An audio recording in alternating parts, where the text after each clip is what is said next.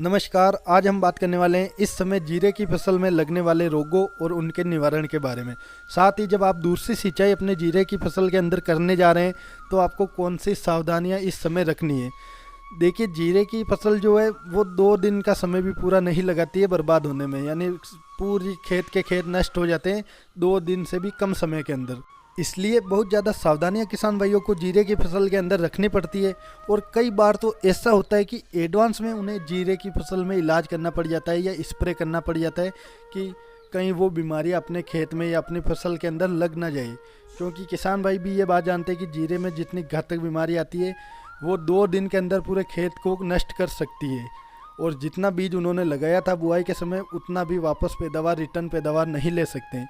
आज का वीडियो पूरा जरूर देख लीजिएगा ताकि बढ़िया जानकारी आपको मिल सके। तो स्वागत है आप सभी किसान भाइयों का एक बार फिर से आपके अपने चैनल फार्मर प्रोफाइल इंडिया पर। और आज के इस नए वीडियो में राम राम जी सभी किसान भाइयों को। तो चलिए सबसे पहले बात कर लेते हैं ज़मीनी समस्या के बारे में या ज़मीनी बीमारी के बारे में जो कि जीरे के पौधे की जड़ों में लगती है, और वो है फंगस की बीमारी। जीरे के पौधे की जो जड़ है वो ना तो ज़्यादा लंबी होती है और जो उसमें बीमारी आती है वो है फंगस की बीमारी।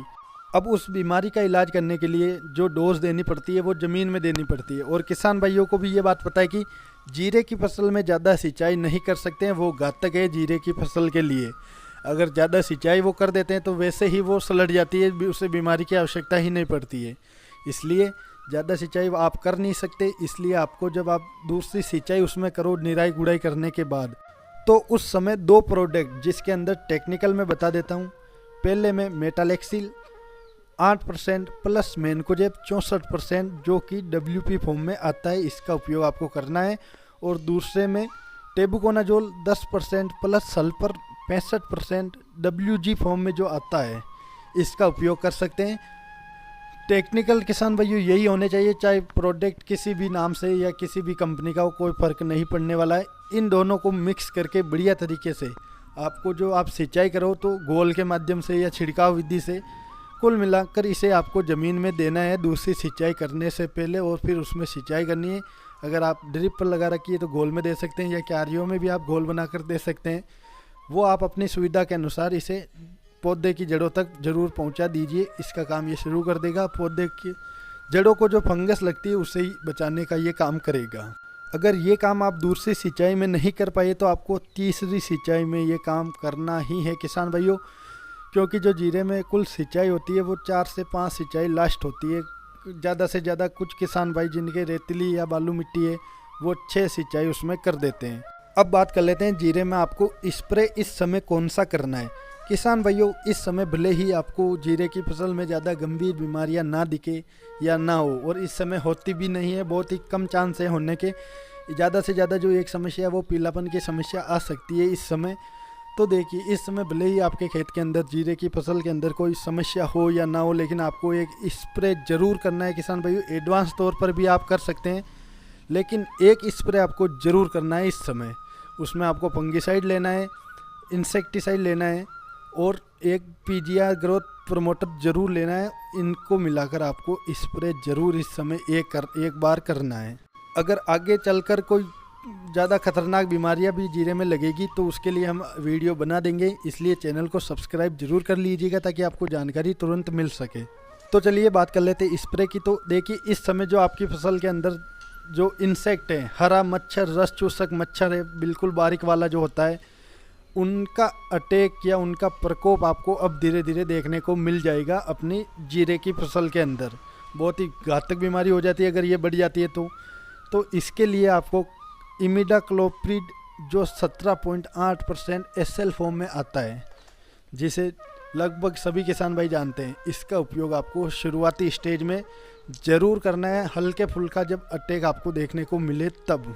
डोज की अगर बात करें तो प्रति 15 लीटर के पंप में 15 से 20 ml मिलाकर आपको स्प्रे करना है। बहुत ही शानदार रिजल्ट इसका मिल जाएगा आपको। अब दूसरी बात फंगस की बात करें तो किसान भाइयों, फंगिसाइड आपको लेना है। जो हमने आपको ज़मीन में देने के लिए बताया था वही आप स्प्रे भी कर सकते हैं, जिसमें मेटालेक्सिल 8% प्लस मैनकोजेब 64% जो WP फॉर्म में आपको उपलब्ध हो जाता है। सिस्टमिक फंगिसाइड के रूप में ये काम करता है, जो कि बहुत शानदार रिजल्ट आपको देगा। इन दोनों का स्प्रे आपको ज़रूर आवश्यक रूप से करना है। शुरुआती स्टेज में भले ही आपकी फसल के अंदर कोई रोग ना हो, फिर भी आपको इसका स्प्रे करना है एडवांस के तौर पर। किसान भाइयों, बहुत ही फ़ायदा होने वाला है आपको इस स्प्रे से जीरे की फसल के अंदर। भले ही इसका रिजल्ट आपको अभी महसूस ना हो, लेकिन इसका रिजल्ट आपको बहुत ही बढ़िया उत्पादन निकालने में मदद ज़रूर करेगा। इसलिए इसका स्प्रे ज़रूर करना है। अगर आपके जीरे की फसल की ग्रोथ रुकी हुई है या अच्छी नहीं है, तो आप कोई सा भी PGR ग्रोथ प्रमोटर ज़रूर ले लें और उसको मिलाकर स्प्रे ज़रूर करें। डोज उसकी अलग हो सकती है, इसलिए डोज के बारे में हम उसकी बात नहीं करेंगे। जो फंगीसाइड हमने बताया था मेटालेक्सिल 8% प्लस मैनकोजेब 64%, इसकी डोज आपको लेनी है 25 से 30 ग्राम प्रति 15 लीटर के पंप में। अगर वीडियो से जुड़ा कोई भी सवाल आपके मन में है तो आप कमेंट करके पूछ सकते हैं। और जीरे की खेती करने वाले सभी किसान भाई हमसे जुड़ जाइए, ताकि आपके जीरे की फसल का जो उत्पादन है उसको बढ़ाने में हम थोड़ी बहुत मदद आपकी कर सके। तो किसान भाइयों, वीडियो कैसा लगा ज़रूर बताइएगा।